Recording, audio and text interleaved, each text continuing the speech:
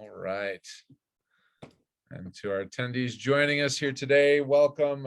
Thanks for being here. If you're here live, welcome. If you're here on the replay, thank you for joining the replay. We appreciate you being here. Appreciate you getting involved.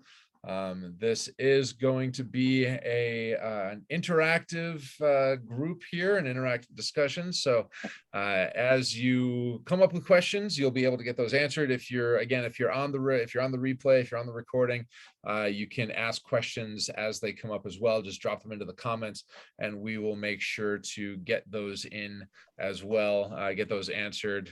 Fortunately, I've got a direct line to both of these guys. So, you know, if we can't get your questions answered on the comments, then we'll go from there. But we are looking forward to this session here. And you know, I have to say, Dave, Dean, I started, you know, like we've all the three of us have known each other for a long time now, but I started calculating collectively how much time in marketing we have between the three of us, and it scared me. I'm not gonna lie. That's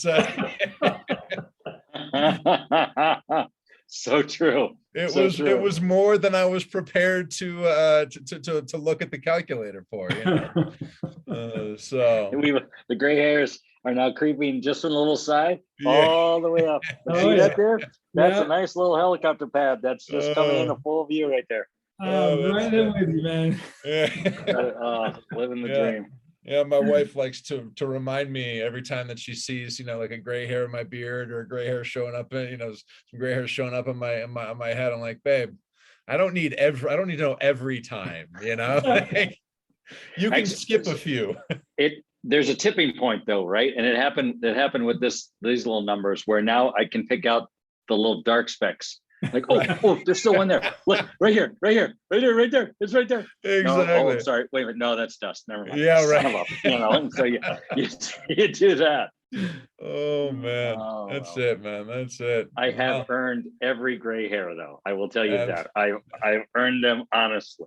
Absolutely. And in today's session here, we're going to talk a little bit about why you've earned those gray hairs, right? Good transition. That's right. Which brings us in here, so we can kind of jump off. And so we'll say to everybody here joining us live today, good afternoon. Thank you so much for joining us on today's community table discussion, an insider's view of how to outsource your marketing, everything that you need to know and ask to find your perfect marketing partner. You know, so Dave, Dean, and I have all have marketing backgrounds, and we've all been in the marketing and communication space for a very long time. And on the promotion side, on kind of the lead acquisition, lead generation side, and strategy side and whatnot. And you know, the three of us are also kind of on the other side of that to an extent, where we're not necessarily doing the promo work. We're not, you know, like Dave's now doing, you know, crisis PR, and we'll talk a little bit more about him. I'm doing the CRM stuff. Dean's focusing on strategy and sales and marketing and whatnot. So, but we learned a lot during all those years that we were just talking about doing client work with promo marketing and whatnot. We thought that we would bring some of this to bear as we kind of jumped into this next session. So I am really excited about this. Again, my name is Ian Campbell, and I'm the CEO of Mission Suite. Again, today joining me is, as always, is Dean Isaacs, who's the founder and CEO of Vantage Group. Dean's a serial entrepreneur with over 20 years of business growth, sales, and marketing experience. Works with B2B companies across the U.S., from startups to Fortune 500. His passion is helping small and mid-sized businesses achieve their growth goals by developing and implementing high-impact sales, marketing, and growth strategies. And also with us today is David Oates, a crisis PR expert with 25 years experience in the field. Dave here helps organizations repair their brand's reputation in the press and online. He can handle any crisis PR situation and train others to do the same. He once was a U.S. Navy public affairs officer and a corporate PR professional, and he dealt with a broad range of crisis PR issues in those roles, including things like mass layoffs, large-scale accidents, product recall, inappropriate acts by executives, and more. And I feel like there are some really great stories that can probably come along with that. One or two. One or two. Yeah. So before we jump in here, I want to kind of just dive in a couple of housekeeping items. We will be taking questions throughout the session today. I know I kind of touched on this at the beginning when everybody was kind of joining, but as you come up with questions, go ahead and ask them. You can use the Q&A tool inside of the Zoom session, which is probably the best place to drop them. We'll be keeping an eye on the chat. We'll be keeping an eye on hands raised and things like that, but Q&A is typically the best place to put them. Just to make sure that we are able to kind of keep them collective and get them all answered. So if you can use that, that would be great. So Dean, Dave, thanks so much for being here again today. This is fun. Thanks for letting me crash. You guys have had all this fun. I'm just honored to be part of it. Absolutely. So people who have been joining us for a while here know Dean and have gotten to know Dean and I pretty well. But Dave, why don't you kind of tell us a little bit about, give us a little bit more color to your background. You can go ahead and start wherever you want to start. You did a really good job on my bio. I pulled it directly from your LinkedIn profile. So well, that's why I thought it was a brilliantly written piece that you wrote there. That you read right, off of exactly. There.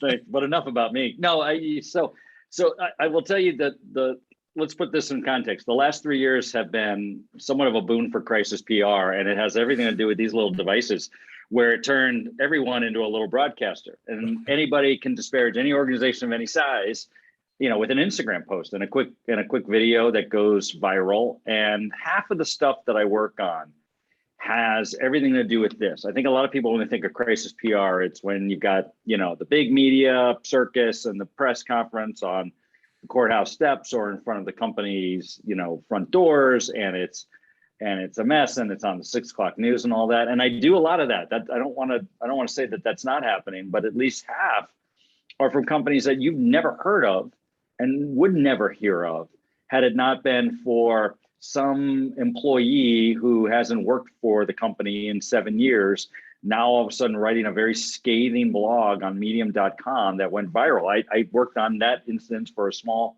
manufacturing company based in San Diego not 3 weeks ago that literally required the founder and CEO to step down.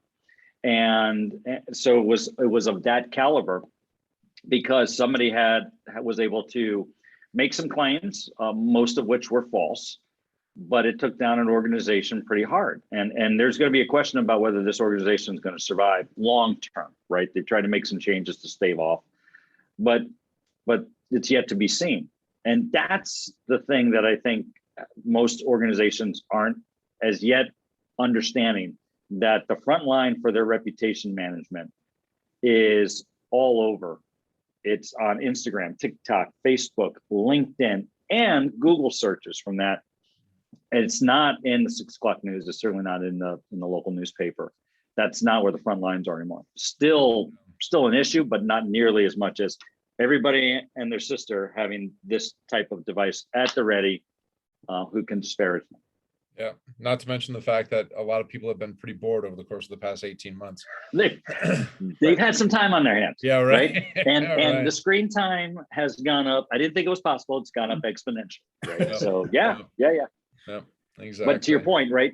There's a lot of people, despite the connections that we're able to make in a virtual setting, I think in even greater extent, people are feeling more distanced, right? More isolated, and have relied on this community, such as it is, and in many cases not necessarily as authentic as it is, to feel connected. And when they don't, they scream and holler in terms that you would never do face to face, right? You would never do to somebody in person, because there's other factors that you would put into place. But they feel very compelled to speak in very broad, dynamic, and scathing terms about an organization, as unjustified as it may be in many cases, on a device like that. Yep, absolutely. Yeah. So let's talk a little bit about from the client side, because that's so. And this is kind of the general idea here is that, and it's interesting that we kind of talk about this, because from the client side of any engagement, right, whether it's a crisis issue or just kind of a promo issue, and I'm willing to bet that most of the people that are watching this, certainly the people that are watching this live, hopefully aren't dealing with crisis issues and whatnot. But I feel like there's a lot of similarities with, regardless of whether you're talking promo and kind of lead gen and how to get in front of people and how to kind of expand awareness and things like that, with what you're doing now as well. But and obviously, like, you know, kind of like we talked about, you've been in that world you were in that world for a long time too, doing on the promo side of PR as well. So from both of you, I kind of want to hear just from the general, just very generally speaking, what should people be focusing on? Kind of just, if you can lay out kind of a foundation for the conversation that we're going to have today, what should we be focusing on from the client side to hire a PR person, to hire a marketing person, to hire somebody that you want to help to grow your business using marketing? Because that's kind of where I think a lot of the questions are coming into play here. And so, yeah, I mean, just Dean, you were the one to shake your head or nod your head first. So, you know, so go ahead. Well, you, Dean. All right, let's kick it off. So, you know, much like everything, it starts with being clear on your goals and objectives, right? Whether you're a pre-revenue startup bootstrapping out of your, you know, kid's bedroom, or you're multi-million dollars, you've got recurring revenue and you're very well established, it all comes back down to, what are you trying to do? What are you trying to achieve? What are the goals? Because that informs all the rest of really this conversation, right? In terms of budget and who you need and how you should work with them. Start there. So as a business owner, you probably will need help with your marketing. Now, marketing is a really general, broad term, and we can get into the different aspects of what marketing means. But unless you're a marketer, you probably need help. And even if you are a marketer, you're probably a specialist and you need help in the other areas that you don't specialize in. So going into business, knowing that you're going to be able to grow probably more quickly and more effectively by investing in some sort of outside support, you just got to admit that's the case. You can only bootstrap and kind of YouTube so many things and do it all yourself. So I would say, just from a very general perspective, just really get clear on your goals and your timeline. But also say one of the things is to understand what the reasonable expectations are, right, in terms of doing that. So I think a lot of people say, well, we want to increase business by X, and that's all going to come in through this one marketing campaign that we can do for 3 months of period of time. Well, there's a whole lot of other things in the sales cycle, right? And where does marketing fit into that? Does marketing fit at the top of the funnel? Does marketing fit in if you're in a drip campaign to get to the bottom of the funnel? When does it, if at all, get, you know, basically handed off, if you will, to a live person to close the deal? And how capable are they in doing that? So understanding not only, you know, where your general goals are, it's what should be reasonable expectations for marketing's role in that, where it fits into the cycle, and how long it'll take to get there. Because I think that's the other thing is people say, I got this lofty goal. I know marketing is going to be a factor in that. Go. And I'll see you in 4 weeks, and we'll all be drinking Mai Tais on the beach and celebrating. Yeah. May or may not be, you know, realistic. Yeah. And even just, you mentioned sales, right? Do you have a need for sales support or marketing support, or both? And being clear on how you define them and how the people you're talking to define them. Because I run into this all day, every day. People are talking about marketing things, but they're actually really talking about sales activities, or vice versa. So as a business owner, really understanding sort of that buyer's journey, how you engage with and convert people in the world that want to buy your stuff, and where does sales and marketing interact together with that audience it's critical. And good agencies will understand where the disconnects are and can play on that one. Some of the better agencies and the people that are in the, you know, you two, obviously in that company, but I know a couple of other agencies have not only terrific marketers and branders and illustrators and content people, but they have within their, you know, their field of experts, really good salespeople who understand where to take a lead in whatever form that is, and be able to qualify that and then carry that into a closed process. If you have, my standing rule is, when you have marketers pointing at sales saying sales problem, and sales pointing back at marketing saying it's a marketing problem, it's both. Because even if they're doing great things in siloed, when they're pointing at each other, which means they're not working together, which means they're both at fault, they both should be put into a room somewhere and hashed it out, because or both put in timeout, to use the kids' analogy, because both of them are at fault because they can't talk to each other. Yeah. So, that brings up an interesting point that, with that kind of planning that beforehand, right? Because I mean, you both kind of mentioned that, knowing what your expectations are, knowing what your goal is, knowing where kind of the piece that you're starting to that you want to leverage is going to play in that whole world. How much planning should, how much planning should go into the beforehand versus kind of the before you even kind of engage in or start talking to a marketing firm, versus how much can we start doing from just by talking to marketing firms? Put a simpler way, like if we, if we're talking to a marketing tactician, right, like an SEO person, right? I mean, the biggest thing was that I've always kind of talked about is that if all you have is a hammer, everything looks like a nail, right? So how far back, and Dean, you'll like this analogy, right? Being the woodworker that you are, how far back before that do we have to start planning before we even pick up the hammer? Right. I think you've always got to be planning, right? You're planning as you think about what you need, as you talk to agencies, and then as you start to execute. You never stop thinking about the strategy, right? That's really what drives all of the tactics. So I think it also depends on the expertise or the experience of that business owner and CEO. If they've been through this cycle before with a prior business, they're probably a few steps ahead. But if you're new to running a business, you don't really know much about the whole revenue generation cycle, then go learn a lot, right? Go read, go. There's plenty of books out there that you can read. But I think knowing what you want to achieve in the business and then having lots of conversations with different types of agencies is the other piece. And we can get into sort of like, there are lots of flavors of marketing agencies, right? Everything from people that just produce content. You give them the words and they make it look nice. And they're just production houses, all the way through to full service agencies that do strategy and everything else. And everything in between, and all of the specialists as well. So while it does take time, I think you need to have lots of different conversations with different types of firms, and even some of the just subcontractors, people that are out freelancing. They may be a good fit for you right now. Maybe a marketing intern that's getting a marketing degree is a good fit for you right now. But unless you understand where you're headed, you're just going to be throwing money at the wall. Mm-hmm. I think once you understand who you want to talk to and what you want to say, the next question is, well, where are they? Right. And I think a lot of times, to your hammer and nail analogy, and we go, well, we've got this email, we've got this list of emails, and we've got this Facebook page, but we're targeting the 18 to 34-year-olds. Well, here's a newsflash for you. They ain't on Facebook and they don't know what email is because they're all doing texting stuff. So before you get into the tactics, which we see a lot of organizations do when they talk to marketers, is, well, we need an email campaign, we need a social, we need a Facebook campaign, and we need this. Get to the point where it's not only, to Dean's point, the goals, but who are you trying to talk to and where are they? Because once you figure out where they're at, then you can create tactics that meet them.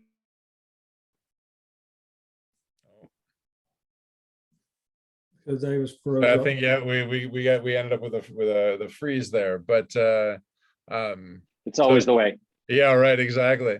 So Dave, you were saying, like, once you know who you're going after and where they are, then you can come up with tactics to kind of meet them where they are, right? 100%. Yeah. Okay. Yeah. Excellent. Well, maybe I'd like to add one other thing to that is, if you have customers, go talk to them as well, right? Mm-hmm. Figure out what you're doing that's working. Figure out where they're hanging out online, how they get information, where do they go to find solution providers like you. What a great resource, right? They're friendlies. They'll talk to you. They'll give you all kinds of information when you ask. So that's part of your planning process as well. So then you can quickly figure out. I'm working with a client right now that was going to dump a ton of money into PPC, into paid Google search ads. And I actually talked to some of their clients for them, and they're not Googling this kind of solution. They're going to their peers in their network. They're talking to their kind of trade associations and that kind of stuff. That's where they go first. They're not searching for a term that would lead them to my client's solution. And so had they gone to a PPC agency or a digital marketing agency, they would have probably been sold on PPC. it may or may not have been a good move. So part of your responsibility as a business owner is to do some of this due diligence and get a little clearer. So when you go to the agency, you know what you're asking for.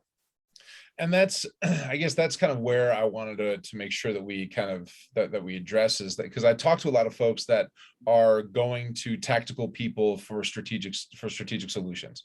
Right. And I mean, obviously you both have had these conversations too. So where are, like, as you're going through that, I mean, again, kind of bringing it back and bringing it a step back from that, who should we be talking to as a business owner? Like, who should I be talking to before I start talking to help me figure out those strategy questions? Because if I'm going to a tactician and saying, well, how can I get more business? That clearly that to me anyway, that always meant when I would talk to a client like that, it always meant they didn't know somebody like one of the three of us who's willing to actually say, you don't want me, you're not ready for me yet. That oftentimes are just saying, give me money, I'll give you leads. And that tends not to work out. Yeah. And shame on marketing agencies, because it happens all the time, right? If they're in a tactical space, right? If we do this area really well, they'll sell that because they've got a fish on the line. But a lot of marketing firms won't say, look, before you use us, you got to figure out where we fit in to your overall plan. So I'll put Dean on the spot. Dean's the go-to guy for things like that, right? And somebody who comes in at the strategy level, right? The executive level, to say, look, I understand sales, I understand marketing, I understand the business elements from this, right? What the ROI is supposed to be. Let's establish that first, and then put the pieces underneath it. Let's figure out what are the right tools for that one. And if we need to go, bring in another tool set, it's cost effective, that'll bring that ROI, so be it. But we see all the time, again, to your hammer and nail, analogy, it's you start because everybody else seems to be on social media, and it seems to be so easy that all you do is you put a post and it goes viral, right? Kitties, and because, millions of people, and I'm going to sell my product. And then they wonder why it doesn't work. And well, it's because that wasn't what you were wanting ultimately to end up with. And if you don't talk to somebody like Dean or somebody on the strategy level before you do anything else, it's a lot of bad money going after bad money. Mm-hmm. Yeah, it is. And I think that with many business owners, they don't know what the options are, right?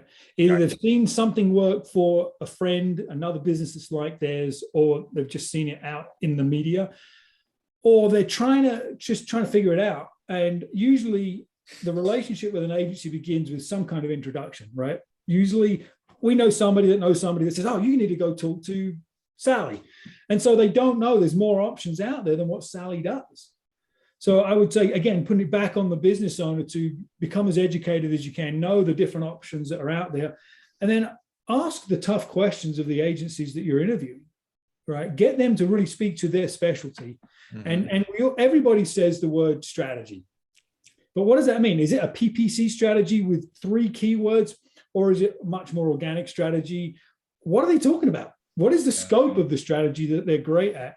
So it's not all on the agency, because they, like Dave said, right? If they feel like they can add value, they're going to try and sell that.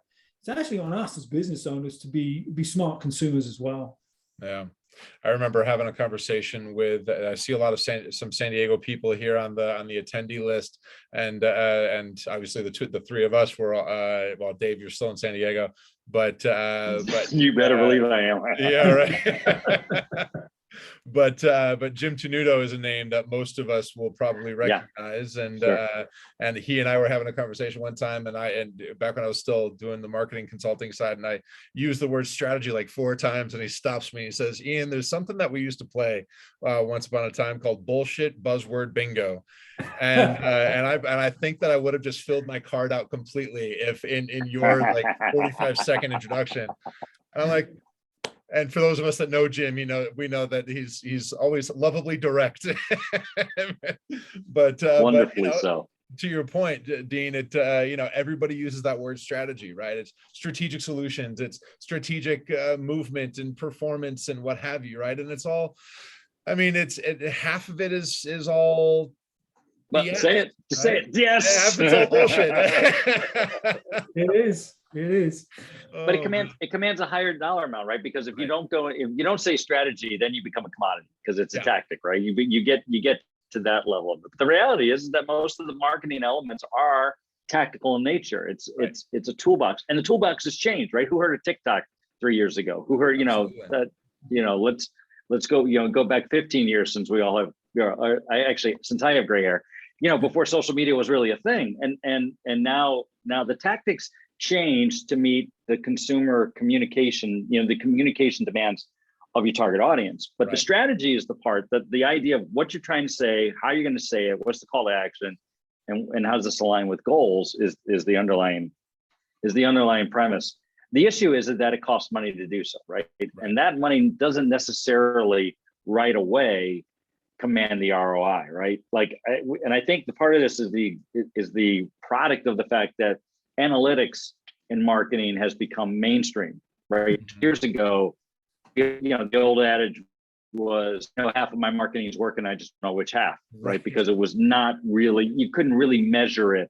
You sort of correlated it to if you did something and how it happened, but there wasn't really any effect from that. Well, now, thanks to a whole lot of free analytics packages, Google notwithstanding and others, you can measure when you send a communication out, how many people opened it, how many people consumed it, how many people responded to it. And so we get to a point where we dive right into the tactics to look at that without actually understanding if the numbers that we have and the stats that we're seeing are actually valuable, or are they just numbers on a screen? Yeah. Yep. And you've both mentioned something in the course of the past few minutes here. You both have mentioned asking the right questions and making sure that we're doing a deeper dive with our marketing partners and asking tough questions, right? To Dean, to quote you to what you were saying, right? I mean, so what are some of the so I'm interested in a couple different things. First of all, what are some of those questions that you would say that we should be asking as business owners as we're looking at these different things? And then the other side of that is, what questions do you wish, because we've all had relationships that you're just like, man, if we'd only talked more about this, a lot of this could have been resolved significantly more easily. So I'm curious, what questions have you had?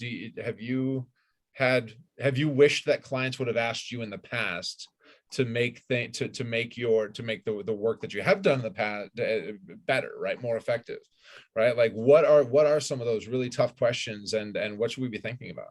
Mm-hmm. The first one that comes to mind is, how can I spend more money with you? Right? That's just kidding. That's on the I wish they would have asked, right? Yeah. Right. Yeah. Good call. So, yeah, I think that the questions at the baseline are, what does your firm do, and what do you do best? Right. Let them respond to that, and keep drilling down on the specifics of what they do and the outcomes that they drive. Right. Because digital agencies, most marketing firms call themselves digital agencies now, but there are a million different kinds. Right. So I know one of the guys on the call right now, Robert, does web stuff like PPC and SEO, but he does a lot of video, and that's one of his specialties. So I think you need to really get into the weeds of what they do best, and what the results they can produce. I think that's just like a ticket through the front door. And when they say leads, because inevitably marketing firms will talk about generating leads, you need to ask, what is a lead? How do you define a lead? Because a lead can be defined, and we've talked about this in other community tables. What exactly is a lead? Is it just somebody filling out a form for a download? Or is it somebody saying, no, I want to talk to a sales guy, give me a demo? So get them to define what a lead is. Where are they at in that sort of buyer's journey? I think that's the most basic stuff you can ask to frame up, are they even a fit for where we want to move? I think the other question that I would love, I'd love business owners to ask is, what other things in marketing should I be thinking about? Like what are the things, and it's probably the reverse question that agencies should ask, that I've seen some ask, but not necessarily completely, is, what do you think's working for you now in marketing, and why? And what do you think's not working? And it doesn't mean necessarily that any of that's going to be accurate, right? That's because it's all perceptions once you dive into it. But you'll at least understand, I think, in some respects, the biasness of both the agency right? Particularly on the tactical side, but also the biasness of the business owner. They may think something's working because they landed a client a year ago, but that when you drill down to the cost per client acquisition based on the marketing, you realize, wow, that was a really expensive client purchase that you will probably not get profitable on for at least another 5 or 6 quarters, right? If that's the case. And that's 3 times the industry average or whatever. But I think if you can ask, if marketers can ask the questions of business owners and business owners ask for marketers, what else the things should I be thinking about and things do I think are working and why? I think you'll be able to at least get to what people's perspectives are, and then be able to demystify that, right, on both counts. And I think that really helps in sort of identifying the true value of marketing and the strategic and tactical initiatives that will achieve an appropriate ROI at an appropriate time. Yeah. So you don't end up with those, well, it cost me $5 to get the client and I made $4 off of it, but it's okay. I'll make it up in volume. Right. Yeah. I was told in this debate there would be no math. So, you've got that issue going for you. And for all the young people who didn't get the reference on that, go talk to your grandfather. Yeah, right. Saturday Night Live, 1976. Love it. Good times. Yeah. So, and again, we kind of, this brings us to kind of aligning efforts and aligning outcomes with agencies, right? And so, so thinking from the client side, as I'm thinking from the client side, right? It seems to me that as long as we're aligned, then we should be able to get results. And isn't it the agency's job to align with me? Like, I'm telling them what I want. I'm telling them what I'm expecting. Isn't it their job to provide me those results? I love these loaded questions, Ian. These are good. Yeah, I know, right? I mean, absolutely. Yeah. I think it's the agency's responsibility to ensure there is alignment. I'll put it that way, right? Because they're the experts in their field. Mm-hmm. And so if we can see from a business owner's perspective that goals are unrealistic or unachievable, they don't have a budget or a timeline that makes sense, or that they're trying to plug the wrong hole, because again, there's lots of ways to solve this problem. It's our responsibility to be upfront and get alignment, get clarity. And sometimes that's how we deselect from a situation, is we're just not aligned with this client, or vice versa. Right. The client doesn't feel aligned with a service provider. So we're the experts in our space. We need to lean into that and help the business owner move forward. Mm-hmm. Yeah, we spend a lot of time as marketers because we're in the client businesses, and when we're sitting having our favorite libation, we sort of complain about the client, right? That's par for the course. I mean, that's what we do. But there's a lot of times where business owners really don't know the questions to ask and don't know how marketing, and they think a magic wand. I put a video on with kitties and everything will be fine and we'll be rich beyond our wildest dreams. But I will say that I think, to Dean's point, marketers don't do a good enough job, by and large, right? At least a lot of agencies do. I won't put all of them in there. They don't do a good enough job about trying to align to goals or even set a goal. What they instead align themselves to is what I call output. So there's a difference there between output and outcomes. The outcomes is the result, right? These are the goals. These are the metrics. This is how we provide business value. So you are a revenue generator and not a cost center, right? That's the big tipping point for any consulting, any outside agency, is when you're a revenue generator or cost center. If you can get yourself in the former, you're in good shape. If you get yourself in the latter, you will be subject to cuts when budgets get tight. But agencies will try to put together this long list of time, and here's the activity that we've done. We're going to create for you this really detailed activity sheet at the end of the month of all the things we're supposed to do. And look at all the things they're supposed to do. Nowhere in those reports, in that report, does it specify was it all for good intent, good outcomes, and was it worthwhile, right? Well, look at all the stuff we're doing. That's what we can control. Yes and no. If you are not aligned and you've never asked about being in alignment for that, then what you've done is you've had your team, just sort of marching in place or spinning their wheels and things like that, and no one's happy. And from an agency standpoint, that means you're going to have higher turnover of clients, right? So you're going to be chasing your own tail instead of growing. You're not going to have good case studies that you can then sell to other clients. Like, well, this is what we've done in your industry, which is always a question we get to. Have you done stuff in our industry? Yeah, and here's the case studies that we've done. Well, your case studies aren't showing a value, so it's going to be harder to get new clients as you're attriting a significant number of current clients. And it really becomes that much harder as you go years and years and years and trying to keep business going. Mm-hmm. So, kind of like we've pointed out before, not all agencies are great at being able to identify alignment, right? To be able to say, well, no, we're not the right fit. So as we're asking the questions that we're asking, what should we, again, I'm thinking from the client side, what should we be looking for? Specific, like what are some things that may help us to identify, well, this person talks a good game, but they're probably not necessarily the one for me. Well, I think it comes back to understanding the outcomes and goals, the outcomes that align with your goals. So if knowing where you're at in your industry, your growth cycle, your budget, your maturity in the marketplace, all of that stuff, if you can describe that accurately to the agency and have them tell you what they've done with a similar organization with all those same characteristics and constraints, then you're going to start to drive more alignment, because it's easier to show great outcomes with a big company that already has market share, has tons of momentum. They just did a $20 million round and they're throwing cash at everything.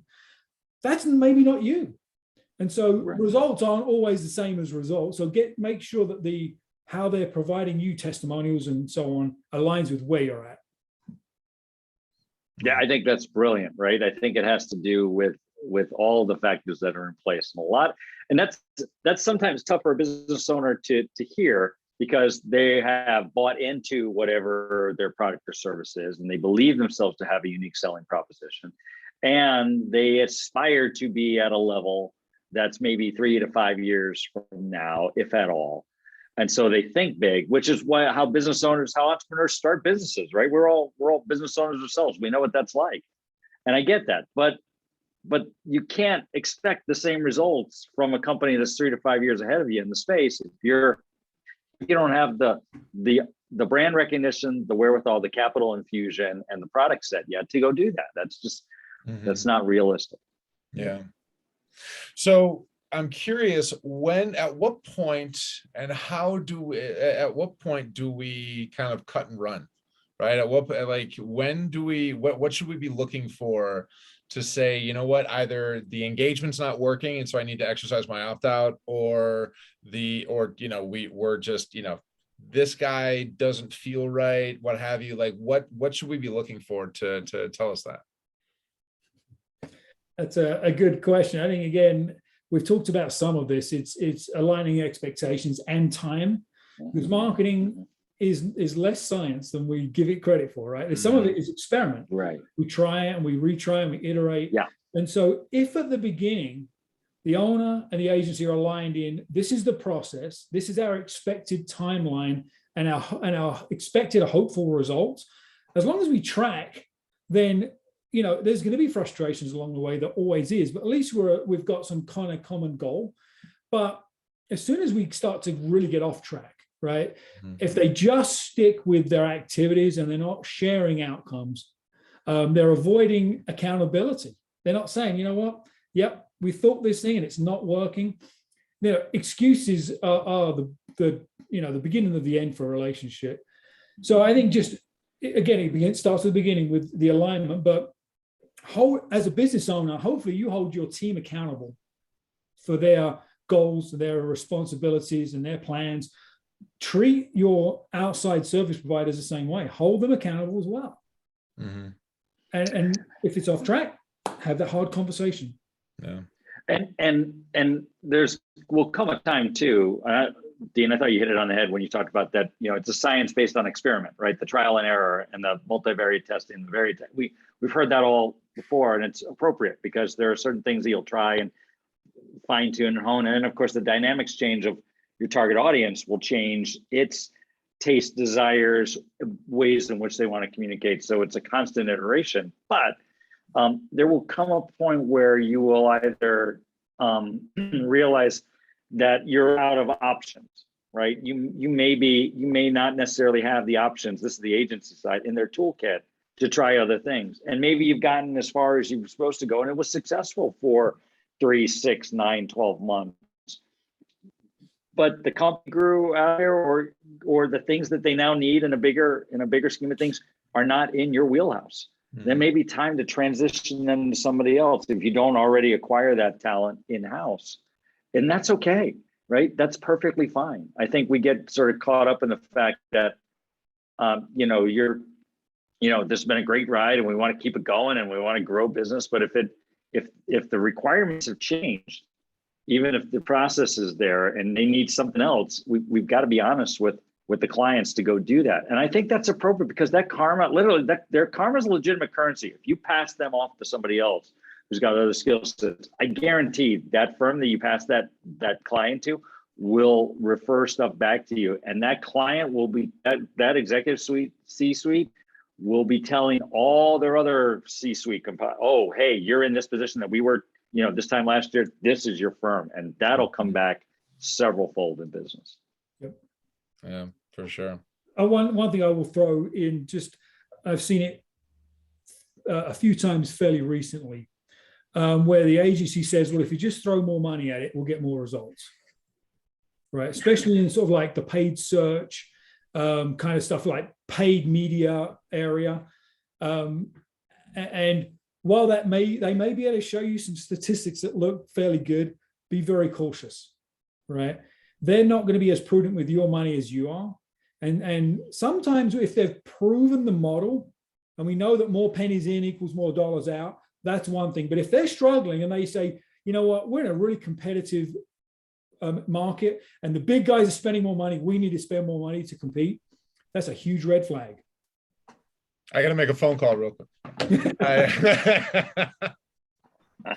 No, it's interesting that you say that because I've been in that position before, right? As Mission Suite and whatnot. I mean, because we are in a competitive position, and hearing that, and you're just like, really, like, how accurate really is that, right? And I mean, while yes, we are in a very competitive position, CRMs, there's Salesforce is throwing God knows how much money at all this stuff. But realistically, shouldn't we be able to get results based on, even if it's a lower level results than we expected, we should be able to at least find some opportunity to, or find some sort of a dollars in equals dollars out kind of a formula. And I think that if they can't even show you that without saying, well, you need to spend more money, then that's when the problem happens, right? Yep. Well, it also may mean that if you're, let's use Mission Suite as an example. By the way, Mission Suite, a fantastic technology platform if you haven't used it already, missionsuite.com. If you are doing that, I will tell you that, I think you've got, I've known you for forever, Ian, you are doing multiple things that maybe Salesforce isn't doing, right? You've got a pretty robust networking and referral base. And then you have contacts that you call and say, I think I've got a better product than what you use now. And you've got teams that are doing that have been successful. And I think I think when you have a product in a competitive space, you just have to go at the communications somewhat different. But this goes back to what Dina talked about, alignment to goals. Mm-hmm. Where is your target audience, right? Who are you trying to pick off compared to the big dogs? And how do you get to them? And then you develop tactics to do so. Why are you going to compete with Salesforce for their customers on the Salesforce level when there's this whole other market share that you're trying to go after that's elsewhere, right? Mm-hmm. Why would you do that? Well, doesn't necessarily mean you got to spend the same amount of money that they are. You spend your money in more efficient and effective ways. Yeah. So we've talked a little bit about timeline and being able to meet timelines and things like that. I mean, setting timelines presumably is something that's happening after we've already engaged with a after both parties have said yes, we think that we can do this, and starting from a point where we've got the right agency, and they've been we've vetted them thoroughly, they're the right group, and then the client understands, has that kind of mindset where I know how to focus on this, I know what I'm looking for, all that sort of stuff. How do we work together between an agency and a client, or whatever handles which one? How do we work together between the agency and the client to develop a timeline that we can actually manage against? Usually it starts with the agency coming to the client with their recommendations, right? Based on their experience and what they're trying to do and all of this other stuff. And really that should be the way it is, because they're the expert in their skill set.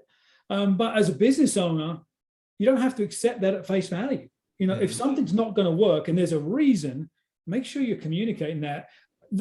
A typical thing is that the agency's doing stuff and they don't realize there is an event coming up in 6 months. The owner failed to mention that to the agency. And so there's this natural disconnect because the agency doesn't have all the information. So as upfront and as clear as you can be, and again, if the agency is providing you timelines or outcomes that doesn't make sense or doesn't work, you got to be ahead of that. Don't just accept it as at face value, because a lot of times there are different ways to change those outcomes and those timelines. It falls along the line of alignment that Dean said, right? When you see something on a timeline and a process, you should be able to ask the questions as a business owner as to how they came up with that figure, and the agency should justify it. Yeah. Now, and the agency concurrently should be telling the business owner, and to execute it in this manner, we're going to need this amount of support. We're going to need to have regular conversations with you. We expect that this product iteration and this roadmap that you've laid out for us is going to occur as is. Or if there are delays on that one, this will set back the timeline by a factor of whatever it is, right? So there needs to be an understanding of all the values and the variables that were put into that timeline from both the agency side and the business owner side to come up with that. And if you got an understanding from that, and then things don't happen exactly according to plan, which, by the way, they never do, at least you understand why. Yeah. It's really about partnership. We've kind of thrown that term out.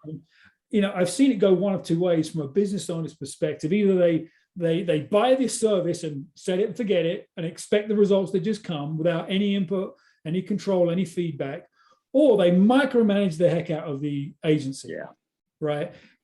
Usually it's one of those two, and neither are healthy, obviously. So as an agency, we want to make sure that we can set an expectation around communication and support and access to internal resources, whatever you need to deliver on your promise. But as a business owner, treat them just like a part of the team, right? Because they're an extension of your team. And if you have staff meetings on a Monday morning, you should have regular cadence with your agency as well. Dave, I'm interested in this specific, and I'm really interested in this, in your thoughts on this question too, because of your PR background.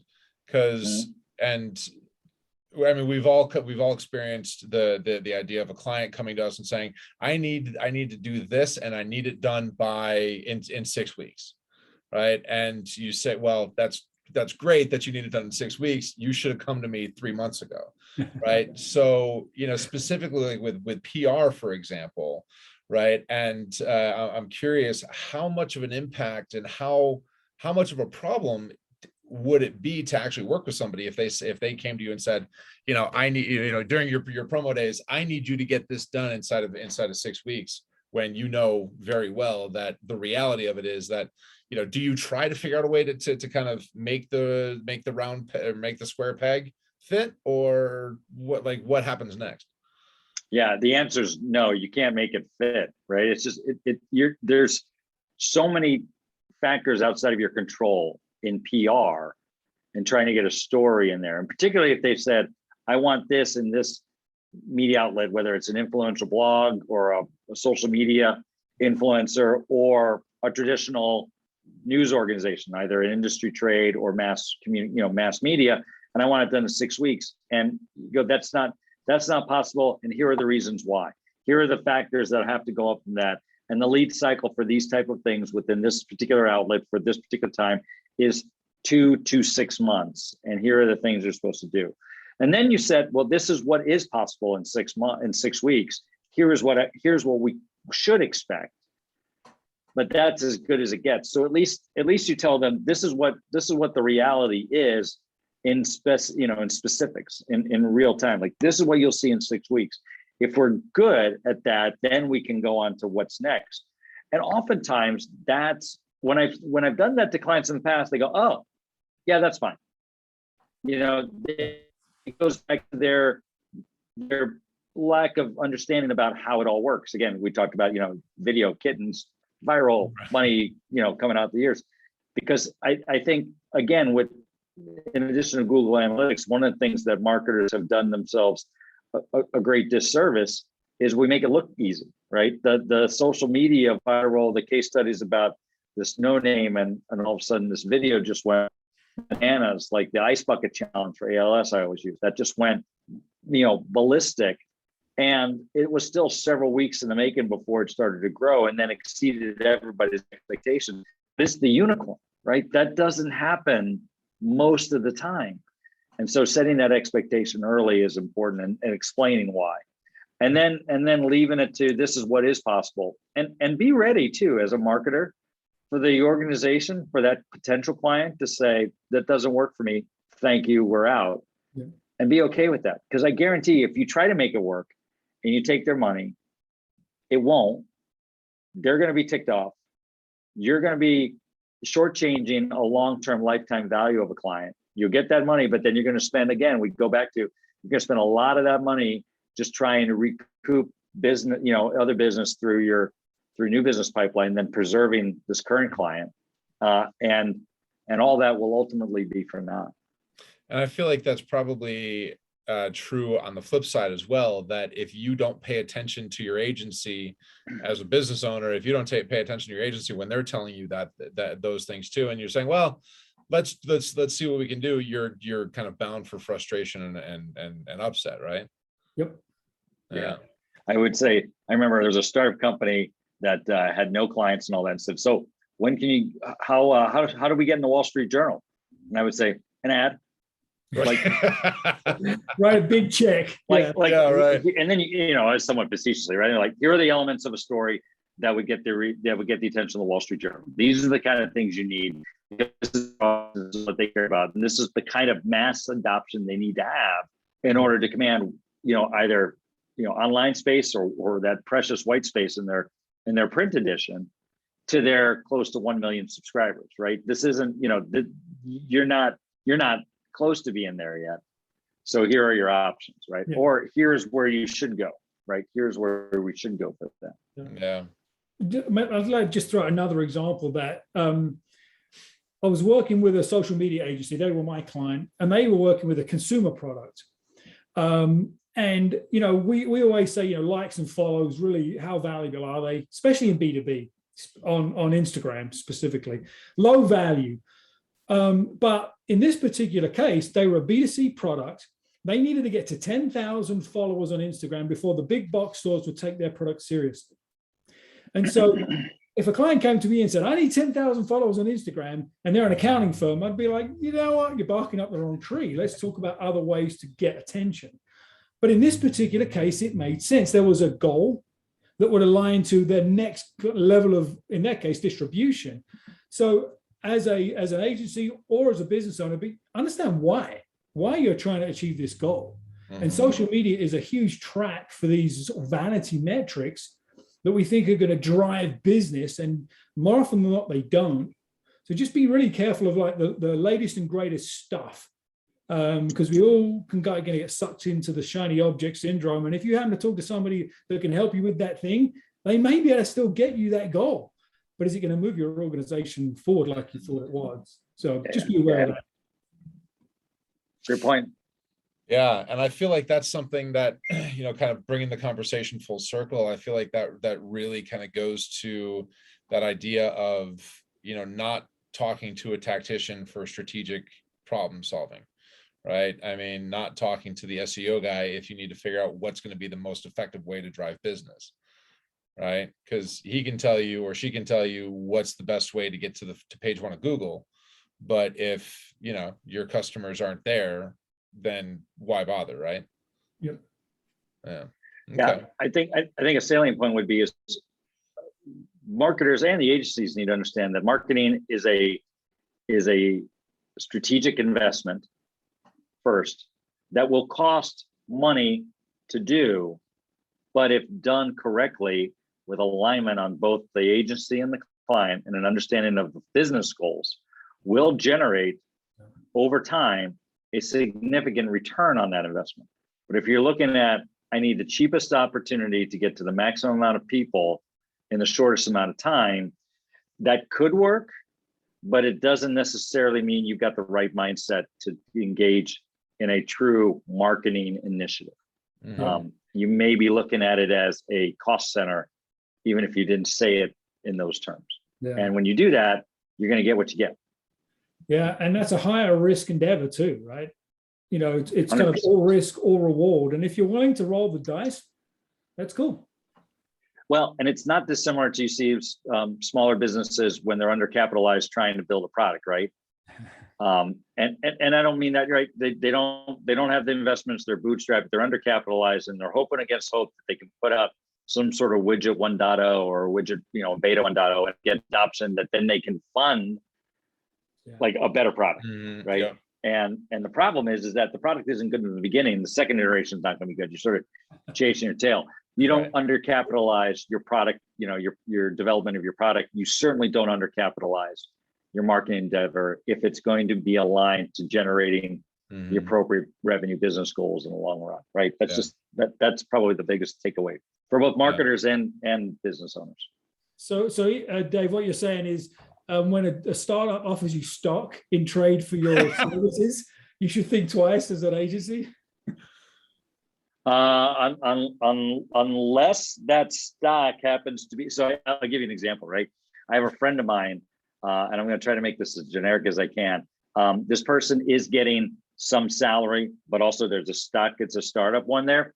But this person was describing to me the status of the stock relative to where else and what the exit strategy was. And I said, okay, you have to understand that's a zero item. Don't put a dollar figure on that forever. And then if for some reason the exit strategy is realized, the moment that exit strategy is executed, right? You go public, you exercise every single share. Do not do anything else and treat it like you just won the lottery, because that's just what happened. Yep. I always used to tell people when people would ask me if I would do marketing services in exchange for equity in the company or stocks or whatever, and I would say, well, unless it's someone else's stock, there's no, it's not going to fit for me, right? It's not going to work. Unless it's Apple stock or what have you, right? I mean, no, right? I'm sorry. I'll take some 100% right. I'll take Verizon stock. Sure, exactly. So, all right. Well, we're coming up on the 3 o'clock hour here. So I want to say thank you very much. And the last question that I like to make sure that we ask, and Dean, I'll ask you first, and then Dave will come to you, is what do you want to leave the people that are the people that are with us here today? What do you want to leave them with? Most important takeaway for today's conversation? I think we've covered the headlines, right? It's understand your goals and timeline, but really when you start talking with agencies, talk to as many different types of agencies as you can, right? And get them to provide you their insight. Get a little bit of free consulting along the way. Why not? They're going to give it to you because they think they're going to earn your business. So the more points of view, the more perspectives you can get, so you can make an informed decision. I think it's good. Yeah, let's channel, since we mentioned him, let's channel our inner Jim Trenuto. He's got a line that says, make sure you put yourself in an environment to get your answers questioned. So assume nothing, right? And that's both for business owners and for marketers. Assume nothing and get to a business goal. And then you'll likely wind up with at least a plan that is based on a strategic goal that will then then align themselves with tactics to reach the right people. But make sure you assume nothing when you enter that conversation. It will save you a lot of heartache. Yeah. Awesome. Well, gentlemen, thank you so much for being here. Dean Isaacs, Dave Oates, thank you so much. It's been a lot of fun. And for those of you who for those of you who want to share this will be available on YouTube, on Facebook, all that other stuff. And we'll see you again next month. We'll be here back with fourth Wednesday of the month. You'll get the email. Whatever. Yeah, you'll get the email. Just pay attention to your email. We'll track you. We'll pay attention. All right, Thanks, everybody. guys. Have a great week. Cheers. Be well.